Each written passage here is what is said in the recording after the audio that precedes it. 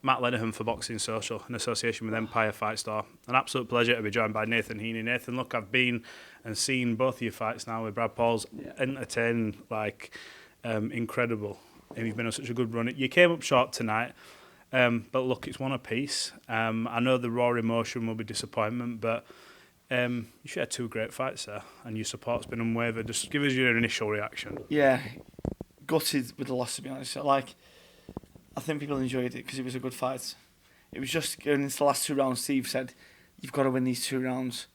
If you win these 2 rounds, you'll be okay." I was like, okay. So I think I won the 11th round. I felt good. And then the 12th round, I knew I went down. I didn't realise I got stopped. So I was like, fuck, Steve, you got stopped. I was like, fuck. I thought I got up at 8, but that's just, your brain's a bit delusional when you get put in your arse like more. But no, listen, I'm in the sport of boxing. I've never said anything that I'm ever going to do in terms of what I'm going to achieve. Obviously, I've become a British champion in the past. Obviously, I lost the title tonight. Absolutely gutted. Yeah.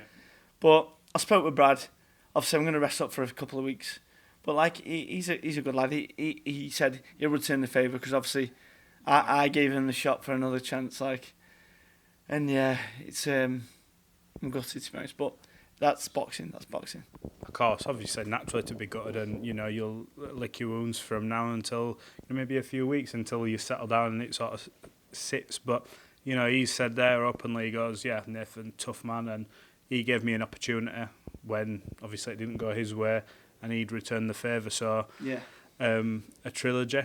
I mean, we don't get many, but it's not great for my head to be honest, mate, because he's quite a strong puncher to be fair. But yeah, listen, mate. I'm a fighter at the end of the day. I've done it my whole life. I've done it from the age of 11. I'm probably 35 now. So, not many people fight to the age of 35, to be honest. And I'm still performing at a good level at this age. And I still feel good, to be honest. But, I'm more disappointed for me kids and my city, to be honest. Because it's more than just me. Do you know what I mean? I feel like I am... it's not feeling. I am fighting for my city. Mm-hmm. Stoke, we haven't had many fights from Stoke-on-Trent at all. And I was the first British middleweight champion and only the 3rd ever British champion from Stoke. So, and that's over the last 100 years. So it's gutting. And Steve said, "Do not leave your chin in the air." And obviously I did. So yeah, I've got to try to learn from my mistakes, but it's very hard. It's very hard. Of course it is. Just come on to the Stoke thing. One thing that was very clear, even after the final bell and you were obviously gathering yourself, the noise for "he's one of our own," Nathan Heaney is one of our own. I know there's not a lot of sometimes in your own mind because there's the competitive in you, fuck, I've lost. But, you don't always see that.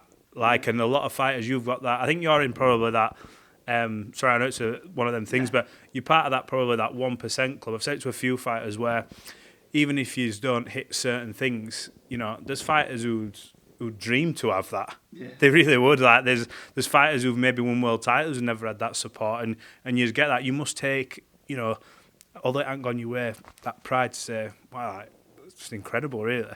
Yeah. Yeah. To be honest, that's why it breaks me heart, because yeah. But they're turned out again. Particularly with boxing, mate. Obviously, we have football with Stoke and stuff, and they're my team. Do you know what I mean? Yeah, of course. In terms of boxing, we haven't had much over the last 100 years. Say, I'm the 3rd British middleweight in the last 100 years. Yeah. Well, British champions, I say, the 1st ever above super featherweight. So, it just, it's more gutting for me because I know how much you support me, Tommy. Yeah. But listen, I'm getting upset here. Yeah. But it just means... Yeah, that just shows how much it means. But you've gave them nights as well. You're playing your part. They pay the money. They come out, and I'm pretty sure if you fight, local bin men down the road, they'd probably come out for you. Oh, bloody hell. 4 years ago, I fought a Bulgarian journeyman. There's 1,500 there. Do you know what I mean? The Birmingham. So it's going because I do. I don't like people say this fight for the city and stuff, but you do. I genuinely do . Well, look, I ain't gonna carry this on for much longer because it doesn't mean, mate. It means a lot to me. Do you know what I mean? No. Well, look, I've done. This is all I've ever known. Yeah. And as an amateur, I didn't realise it, but I was basically a journeyman as an amateur. I'd fight anyone. I didn't achieve what I wanted to achieve in terms of becoming an ABA champion. But then, fast forward, I was 27 when I turned pro. Went on the small hall scene. Just thought I'd do it because I didn't want to have any regrets. Fast forward 5 years, 5.5 years, and maybe 6.5 years. I don't know what it was. And I become a British champion, something that I would never have imagined before. But and they've given me some like Stoke and people from around the UK have given me like phenomenal nights, and it's just one of them. Well, look, it's a bump in the road, but you know, dust yourself off. I'm sure they'll roll out again for you, 100%. I mean, the reaction after that was like incredible, and fair play to his fans as well. They were noisy for him. Look, we'll end it here. Are you got any words before you want to sign this off? And listen, sorry if you're getting upset. Like, it just means a lot to me, but like. Yeah, I just want to thank every single person that was there to support me. Like, I generally do fight for my city, do you know what I mean? It means a lot to me. But, listen, this is the game we're in. Like, we had the first fight, it was a draw. I thought I won, but regardless, I give him another chance.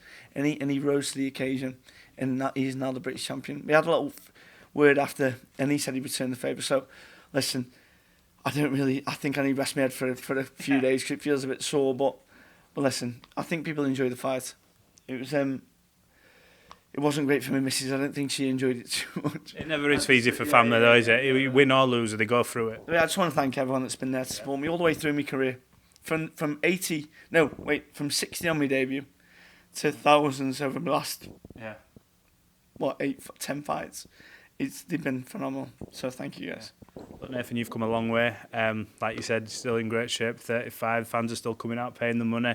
You've had 2 bangers back to back now, and hopefully we see a third. And what comes from there, who knows? But appreciate your time. I know not ideal scenario to interview, but out of respect for you, I wanted to ask. And we'll catch up soon, hopefully, when you're back and know what you're doing after a bit of a break. Yeah, and hopefully we can keep progressing. Because listen, there's been people that have had losses in the past and then gone on to new, better things in the future. Yeah. It's just one of them. It's the sport I'm in. It's the nature of the beast, and I got caught. And Steve told me, don't get caught. So I can only apologise to Steve, but it's that. Well, don't beat yourself up after it's happened. Look, we'll catch you up when you've got some news in your future. Enjoy a break with your family, and been a pleasure. Thank you guys. Cheers, mate. Thank you.